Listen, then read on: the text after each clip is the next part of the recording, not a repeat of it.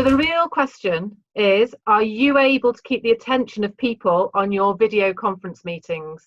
It's easy when you're with somebody in the same room to tell if they're on their mobile phone, Gareth, or playing Minesweeper, but not so easy on video conferencing. And it's also more tiring and does take more attention to pay attention on a video conference meeting. So here are our 3 top tips on activities you can do to spice up your video meetings. Brilliant, thanks Rachel. The first one I like to do is called meaningful objects. This normally requires just a little bit of setup, so just let people know in advance that you're going to ask them to talk for 30 seconds to a minute about an object that's important or meaningful to them. Now Rachel knows about this, so she's now going to tell you a bit about an important object for her. Yes, okay, so I didn't really want to share a picture of my family, but I have got a picture of my family, which was drawn by this young person here, who we're not able, this young person here, who we're not able to see at the moment, and I'm missing terribly. Brilliant. Thanks, Rachel. So what I like about that exercise is that you get to know people just a little bit more than you do, and it encourages people to open up a little bit, and by choosing objects they can choose something that gives the level of sharing that they feel comfortable with at the moment with the team. Yeah, great. So building on that and looking at other ways of sharing with the team, then we can also share objects around our house as a fun and exciting way just to break up a meeting through a scavenger hunt activity. So I was thinking how we would do this in a virtual environment. So I'm going to ask Gareth to go off and find something in his house for me. So Gareth, could you please go and get me a kitchen implement?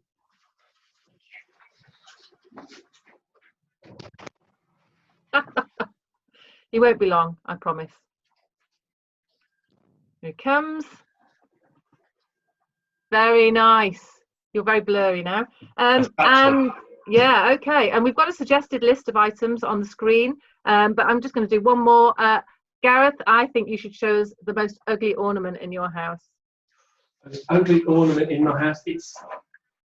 I don't even know where it came from. It's a big lump of kind of black glass or something. It's varnished coal. Yeah, that's it. I don't know where it came from. It may be from one of my children. I feel I can't get rid of it. Were your family from a long line of miners? Yes. That could have been your meaningful object as well. Okay, lovely. Right, lovely. So you can do that activity at the beginning of a meeting or after you go for a cup of tea, just get people to bring back their favourite mug, anything like that. Yeah, I like that. I like that. So, and again, you could choose things that people are likely to have nearby them if you want to do something quickly, or you could choose some completely different areas of the house if you want people to do a bit more running around. At the moment, try not to choose things that are too far outside the house. So, something else I like that you can do if you want just to set things up a little bit between meetings and get people talking, communicating in a different way outside of your team meetings is what I call get to know you bingo.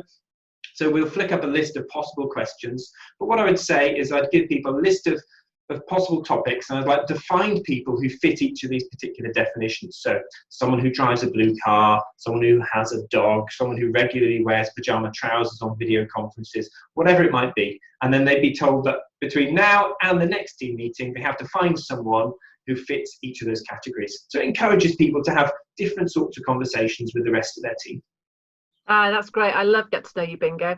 And I think you can also use it in the moment as a quiz with the team. So we could sit here and say who might fit in each of these boxes and then share what we've put. So I would put you down as speaking 2 languages, Gareth, because I know you speak Klingon. So there you have it. 3 ways to spice up your team meetings. We'll look forward to seeing you next time. Thank you. Bye. So we didn't get to do all of the scavenger hunt thing. What did you have for your hat? I have my hat. I like your, yes, I like your big cowboy hat. How often have you worn that hat? I stole it from someone at a birthday party, I think.